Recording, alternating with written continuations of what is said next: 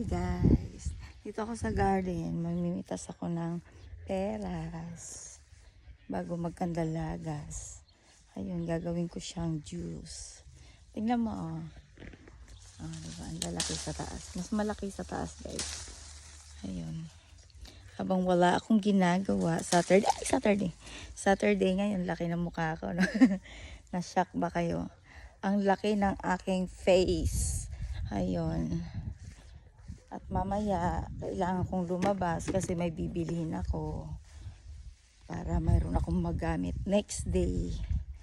Ayun. Paki naman guys, hingian nyo naman ako ng tulong para makauwi ng maayos sa Pilipinas. Alam ko na kaya ako bumalik sa counseling ito kahit na nasa panganib ang buhay ko dahil sa anak ko. Pero ngayon ko lang na yung tao pala talaga kahit anong gawin mo kabaitan, kapag gusto ka talagang titigukin ka. Kaya pinipilit kong magpaka-strong para sa anak ko. Kasi nandito ako sa countering ito kung saan mayroon ako ay anak ko lang at wala akong matatakbuhan dito guys ng tulong kung wala akong makain. Kaya pinipilit kong, alam mo yun, yung pinipilit kong pa rin pagkasyahin ang sahod ko na nagkakahalaga ng 900 crowns para kahit papano may pambili akong pagkain at makasurvive sa pangangailangan ko. Pero kahit na ganun kaliit ang sahod ko guys, tinatry ko pa rin na bilhan ng gamit ang anak ko sa abot ng makakaya ko. Ayan guys, maraming, sa totoo lang maraming bunga. Kasi daming bunga at alam ko na kapag ginawa ko tong juice, marami akong magagawa. Ayun. At puro lang sila, gagawa sila ng paraan para maririnig mo, itatry nila kung paano ako pauwiin ng Pilipinas. Pero hindi yun ang gusto nila. Gusto nila ay sipain ako pauwi ng Pilipinas na walang pera. At hindi naman ako may request para gawin yun. At ang masaklap dyan guys, yung bahay namin pinipilit na pasukin. Pinasok nila nung kailan yun kung saan nasa labas ako, nasa trabaho. At ayun nga, may ginawa sila. Alam ko yung susi na yun parang naging ano lang yun para mahawakan ko. Kasi syempre nasa loob ng bahay, alam nga namang hindi ko ligpitin. Ganyan ako, yung mga gamit nililigpit ko, nilalagay ko sa tamang lagayan para hindi mawala, yung ganun. Tapos kapag nagbibideo ako, alam mo, ang ganda-ganda ng mga tawa nila niyan. Kasi alam nila, next day, kapag gusto nila akong tanggalan ng signal, ay mangyayari. Kaya sana mayroong tumulong sa akin. Sana makarating sa mga sa gobyerno ang nangyari sa buhay ko na mabigyan ako ng assistant para makauwi ng maayos. At hindi ko alam kung mas maganda kung yung anak ko ay kausapin nila kung ano yung gusto. Dito, ginagawa lang akong katawa-tawa ng mga tao dito kahit na walang nakakatawa. Kasi alam nila na nagbibideo ako, nagkikwento ako ng talambuhay ko at yun yung bagay na ayaw nila.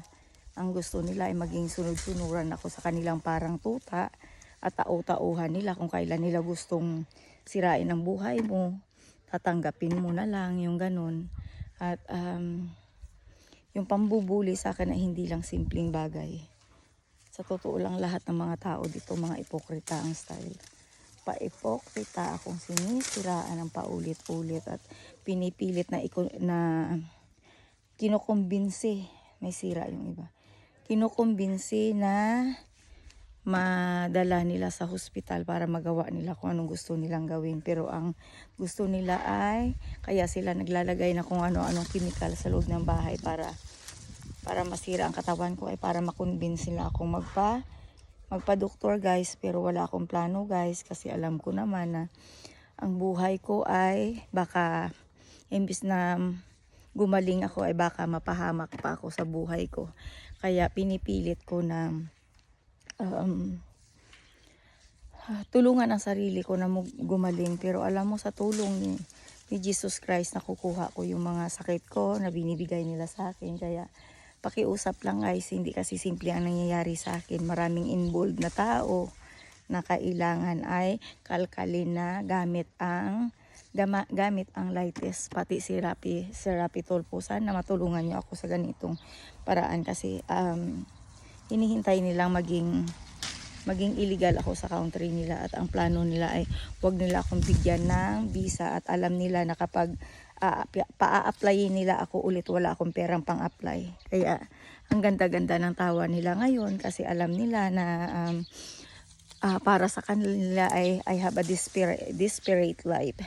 Kaya yun, kailangan ko ng assistant, totoo lang, kasi kapag ginawa nila akong illegal dito sa country nila, kahit anong gawin nilang pananakot sa akin, hindi nila ako pwedeng hilahin para patayin dahil may pananagutan ang gobyerno nila sa batas kung ano ang mangyari sa buhay ko.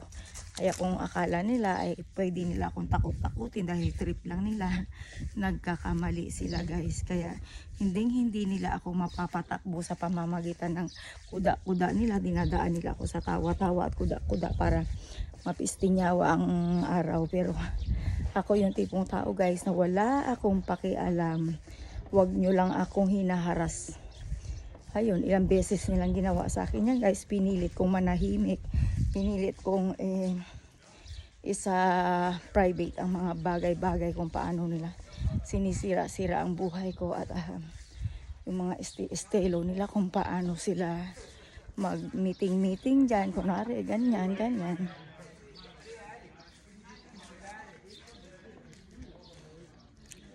Yan, pero nag-uusap-usap yan sila kung paano nila ako gawing dito sa country nito. Pero sa totoo lang guys, mag-isa lang ako para pagtulong-tulungan nilang lahat kung ano yung mga plano nila sa sa kabulastugan na ginagawa nila sa akin.